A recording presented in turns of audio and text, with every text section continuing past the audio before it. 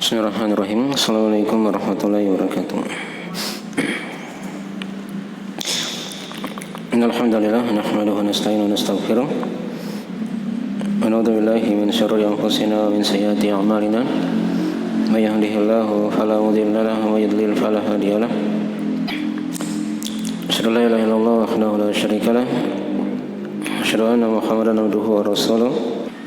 Sallallahu alaihi wa alihi washabihi wa man tabi'ahum bi ihsan ila yaumiddin, amma ba'd. Fa inna asdaqal hadithi kitabullah wa khairal hadi hadi Muhammadin sallallahu alaihi wa alihi wasallam. Syarrul umuri muhdatsatuha wa inna kulla muhdatsatin bid'ah wa kullu bid'atin dhalalah wa kullu dhalalatin finnar. Asyrul ikhwani wa fatifillah rahimani wa rahimakumullah. Pada malam hari ini kita akan lanjutkan dari pembahasan Sittatu Mawadi' minas sirah, 6 pelajaran akidah dari sirah Nabi sallallahu alaihi wasallam, karya Syekh Muhammad bin Abdul Wahhab bin Sulaiman At-Tamimi An-Najdi rahimahullah taala. Pada pembahasan sebelumnya sudah kita baca dari sebagian pembahasan pada tempat yang ke-6 ini ya, dari pelajaran akidah seputar sirah, dan tepatnya pada contoh-contoh orang-orang yang murtad di masa Nabi sallallahu alaihi wasallam. Jadi ada yang terjadi di akhir dari kehidupan Nabi, ada juga yang terjadi setelah Nabi sallallahu alaihi wasallam wafat. Jadi ada sebagian dari manusia yang murtad. Tapi sudah kita baca dari uraian Syekh rahimahullah ta'ala, ada 2 contoh ya dari kasus orang yang murtad untuk membantah syubhat dari para syaitan di masa beliau ya, di masa penulis rahimahullah ta'ala. Ya, kita kembali ke syubhatnya, kan sudah diterangkan apa syubhatnya para syaitan. Apa syubhatnya? Para syaitan mengatakan siapa yang mengucapkan la ilaha illallah maka dia tidak kafir dengan sesuatu apapun walaupun dia melakukan perbuatan kesyirikan. Jadi orang yang mengucapkan la ilaha illallah bersyahadat asyhadu la ilaha illallah, syahadat juga asyhadu anna Muhammadar Rasulullah. Ya, itu kata para syaitan di masa beliau, tidak bisa lagi dikafirkan walaupun mereka lakukan berbagai macam kesyirikan, kekafiran. Yang penting sudah ucapkan kalimat syahadat. Nah, itu yang dibantah oleh Syekh di sini ya. Nah, beliau berikan contoh-contoh kan dari orang-orang di masa beliau. Ya, ada orang Badui, gitu kan, yang tinggal di gunung, ucapkan la ilaha illallah, tapi akidahnya itu mengerikan. Ya, dia ingkari hari kebangkitan, dia mengolok-olok agama, dia tinggikan agama leluhurnya di atas agama Islam, di mana agama leluhurnya ini menyelisih agama Nabi Muhammad sallallahu alaihi wasallam. Itu kan kekafiran. Tapi kata para syaitan, mereka itu muslim. Mereka itu apa? Muslim. Apa sebabnya? Karena telah mengucapkan kalimat syahadat la ilaha illallah. Jelas itu ya? Itu yang ingin dibantah oleh beliau. Beliau bawakan nanti kisah-kisah orang-orang yang murtad ya, di akhir kehidupan Nabi SAW. Dan jadi sudah kita baca 2 kasus contoh orang yang murtad. Saya bisa sebutkan 2 kasus itu contohnya. Ayo, lihat di buku sudah dibahas. Apa kasus pertama? Sebabnya dia murtad apa? Ayo, silakan. Dia mendustakan Nabi SAW. Dia kembali kepada ibadah menyembah berhala. Di kasus yang pertama ini dia sudah gabungkan berbagai macam apa? Sebab-sebab kemurtadan itu. Dia dustakan Nabi, Ya, dia menyembah berhala. Itu kan semua dari contoh-contoh apa? Kemurtadan yang mengkafirkan. Jelas ya? Baik. Itu kasus pertama. Nah, sekarang kasus yang kedua. Apa lagi yang sudah kita terangkan? Sebagian orang meyakini adanya Nabi setelah Nabi SAW telah wafat. Mereka bersyahadat, ya, syahadat la ilaha illallah Muhammadur Rasulullah kan? Tapi dia meyakini kenabiannya siapa? Musailamah. Ya. Ini Musailamah ini orang yang mengaku nabi. Di akhir kehidupan Nabi SAW dia sudah muncul. Ya, sampai Nabi wafat diperangi oleh Abu Bakar As-Siddiq. Nah, dibunuh dia. Itu hukum Islam ya. Siapa yang mengaku jadi nabi, itu hukumnya dibunuh. Ya, dalam Islam. Karena dia sudah murtad. Dia sudah apa? Murtad dari agama. Dia dustakan ayat-ayat Al-Quran, hadis-hadis Nabi SAW yang menjelaskan akan Nabi Muhammad itu penutup para nabi. Jadi apa ada yang mengaku jadi nabi, berarti dia sudah dustakan ayat. Dustakan apa? Hadis. Jelas ya? Baik. Itu sudah dua kasus. Sekarang beliau terangkan lagi sedikit seputar masalah pembahasan yang sudah kita singgung tadi. Nah, kata beliau rahimahullah ta'ala, fa idza arafta anna al-ulama ajma'u anna alladhina kadzabu wa raja'u ila ibadati al-awthan. Ada dua cetakan situ ya.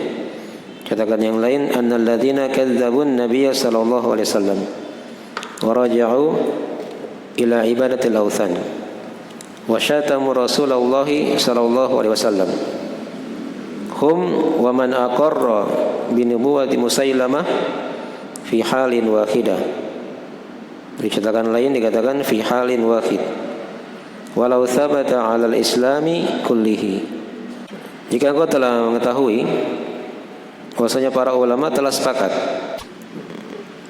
tentang orang-orang yang mendustakan nabi ya, dan mereka kembali kepada peribadahan berhala, serta mereka mencela Rasulullah sallallahu alaihi wasallam. Jadi mereka ini dan orang yang mengakui kenabian Musailamah itu satu keadaan, kata beliau, sama saja. Jadi yang pertama dan yang kedua tadi itu kasus pertama, kasus kedua itu sama. Beda kasus tapi hukumnya apa? Sama. Ya, hukumnya murtad. Jelas ya? Kata beliau fi halin wahidah. Pada satu keadaan. Pada satu keadaan. Walau thabata 'alal islami kulli. Walaupun mereka itu melakukan seluruh amalan-amalan keislaman. Jadi dia beramal amalan soleh, tapi dia sudah dustakan Nabi, dia menyembah berhala, dia mencela Nabi, kemudian dia mengakui ada Nabi setelah Nabi Muhammad. Walaupun dia beramal amalan soleh, hukumnya apa? Murtad. Jelas ya? Karena itu dari kekafiran kepada Allah Subhanahu wa taala. Orang-orang yang berbuat kesyirikan di masa kini misalnya kan, kita lihat penampilannya muslim, mereka sholat, ya, tiba di bulan Ramadan mereka berpuasa juga, mereka bayar zakat, ada yang juga sudah berhaji, umrah, tapi di sebagian kehidupannya itu masih ada yang minta-minta di kuburan, ya, masih ada yang pergi ke dukun, masih ada yang membuang sesajian di lautan kah atau di mana. Ya, ini apa ini semua? Kekafiran kan? Kesyirikan kepada Allah. Ya, walaupun dia sholat, dia puasa, dia membayar zakat, dia berhaji, berumrah, ya, tidak ada manfaatnya. Jelas ini ya? Tidak ada manfaatnya. Karena mereka sudah berbuat apa? Kesyirikan kepada Allah Subhanahu wa taala. Tapi ingat di sini ya, kita sudah bahas berapa sesi ini ya masalah orang-orang yang murtad dikatakan dia kafir, ya, itu namanya hukum perbuatan. Dibedakan ya. Itu hukum apa? Perbuatan. Bukan kita tunjuk orang-orangnya ya. Ya, yang salah paham di sini. Ya, itu lain lagi pembahasannya. Itu berat. Tidak sembarang kita mengkafirkan orang ya. Tapi kalau hukum perbuatan itu diterangkan, dibedakan dengan hukum orang per orang. Jelas ini ya? Jadi Syekh seperti itu modelnya ya. Beliau terangkan hukum. Nah, dalam masalah ini. Tapi berikutnya kata beliau rahimahullah taala, beliau bawakan kasus yang lain lagi. Ya, dari kasus orang-orang yang murtad di masa Nabi sallallahu alaihi wasallam. Ini kasus yang ketiga ya. Kasus yang ketiga. Wa minhum man aqarra bisyahadataini wa saddaqa Tulaiha fi da'wahu an-nubuwah. Di antara mereka ada yang mentakrir, mengikrar syahadat la ilaha illallah Muhammadur Rasulullah. Dua kalimat syahadat kan? Tapi dia benarkan Tulaiha. Ya, dalam pengakuannya bahwasanya dia adalah seorang apa? Nabi. Jadi selain Musailamah al-Kadzdzab, ada orang yang lain yang mengaku nabi. Namanya siapa? Tulaiha. Kalau nama lengkapnya itu Tulaiha ibnu Khuwailid al-Asadi. Ya. Tulaiha ibnu Khuwailid al-Asadi. Jadi dia ini dulunya sahabat ya. Ketika Nabi wafat, dia mengaku jadi nabi. Nah, orang-orang di kaumnya benarkan bahwasanya Tulaiha ini adalah apa? Adalah nabi. Ya. Bayangkan, dia sudah ucapkan kalimat syahadat juga. La ilaha illallah Muhammadur Rasulullah. Ya. Tapi dia mengakui Tulaiha sebagai nabi, maka sama juga hukumnya dengan kasus yang kedua tadi. Ya, yang sudah ucapkan kalimat syahadat la ilaha illallah Muhammadur Rasulullah, tapi dia mengakui Musailamah sebagai apa? Sebagai nabi. Hukumnya sama. Ya, kafir ya. Baik. Tapi ingat ya, Tulaiha ini dicatat dalam sejarah ya. Dia kembali bertobat ya kepada Allah Subhanahu wa taala dan berperang bersama kaum muslimin ya dalam membuka negeri Persia ya. Beliau wafat dalam keadaan muslim ya, mati syahid. Beliau wafat di tahun 21 Hijriah. Jadi beliau beda dengan Musailamah tadi ya. Kalau Musailamah al-Kadzdzab memang dibunuh oleh sahabat. Tapi kalau Tulaiha ya memang dia pernah mengaku jadi nabi, dia kafir, tapi dia kembali bertobat kepada Allah dan bergabung bersama barisan kaum muslimin, dan beliau akhirnya wafat sebagai syahid ya di perang Qadisiyah. Dan sekarang kasus yang keempat. Kata beliau rahimahullah ta'ala, wa minhum man saddaqa al-Ansi sahib as-Sun'a. Dan di antara mereka ada yang membenarkan Al-Ansi. Ya. Al-Ansi ini katanya dia orang yang pernah menguasai kota Sun'a. Sun'a itu di Yaman ya. Nah, jadi ada juga yang ngaku sebagai nabi lagi. Sudah 3 orang ini. Ada Musailamah, ada Tulaiha, ada lagi yang ketiga ini, yaitu Al-Ansi. Ya, namanya itu Al-Aswad Al-Ansi. Nah, ada nama aslinya ya, tapi tidak perlu kita sebutkan, kita bahas. Yang jelas dia dikenal dengan apa? Al-Aswad Al-Ansi. Ya. Jadi kisahnya itu dia mengaku nabi. Nabi masih hidup. Ya, di akhir kehidupan Nabi SAW. Maka Nabi SAW kirim 4 orang sahabat ke negeri Yaman untuk membunuh Al-Aswad Al-Ansi ini. Dipahami ya? Baik. Jadi 4 sahabat ini dia cari celah untuk masuk ke rumah Al-Aswad Al-Ansi ini. Ya. Di situ dia pernah menikah dengan seorang muslimah. Nah, dari situlah para sahabat tadi itu masuk dan membunuh Al-Aswad Al-Ansi ini, dipenggal lehernya di malam hari. Kemudian di pagi harinya diperlihatkan di tengah-tengah manusia. Ini nabi kalian yang kalian akui sebagai apa? Sebagai nabi. Nah, ini pengikutnya di situ kocar-kacir, terhambur begitu, pergi.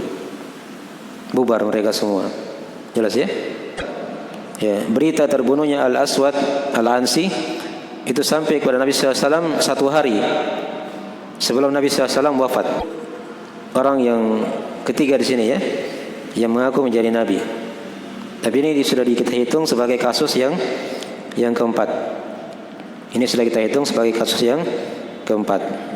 Dari kasus contoh orang-orang yang apa? Yang murtad. Ya. Jelas ini ya? Baik. Maka kata beliau rahimahullah taala, ya, wa kullu haula ajma'al ulama annahum sawa. Ya, diceritakan yang lain dikatakan annahum murtaddun. Setiap orang-orang ini sepakat ulama katanya, maksudnya mereka ini sama. Mereka ini apa? Murtad. Dipahami ya? Nah, jadi sudah 4 tadi. Yang pertama, orang yang mendustakan Nabi, kembali menyembah berhala. Yang kedua tadi, orang yang mengucapkan syahadat la ilaha illallah Muhammadur Rasulullah, tapi dia mengakui kenabian Musailamah Al-Kadzdzab. Yang ketiga, dia ucapkan syahadat juga la ilaha illallah Muhammadur Rasulullah, tapi dia mengakui apa? Kenabian Tulaiha. Ya. Yang keempat, orang yang murtad juga tadi, yaitu siapa? Al-Aswad Al-Ansi. Ya. Semua ini kata Syekh sepakat ulama. Ya. Maksudnya mereka ini dihukumnya apa? Murtad. Ya, sama. Dipahami ya? Ya sudah azan ya. Jadi ini 4 kasus sudah kita lewati ya. Insyaallah taala nanti kita baca lagi kasus yang lain yang terakhir di sesi berikutnya. Nah.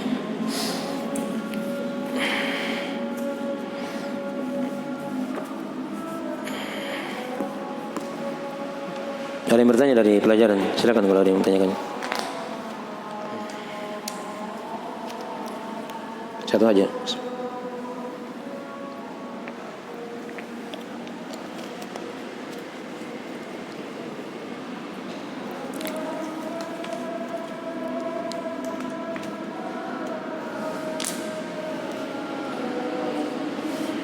Silakan.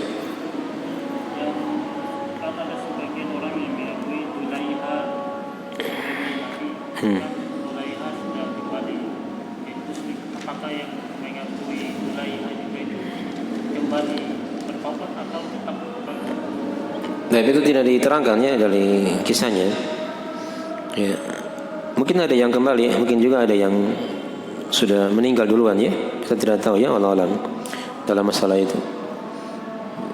Jadi ada yang bertanya tadi ini ya, masalah orang yang mengakui Tulaiha sebagai nabi ya, kaumnya kan.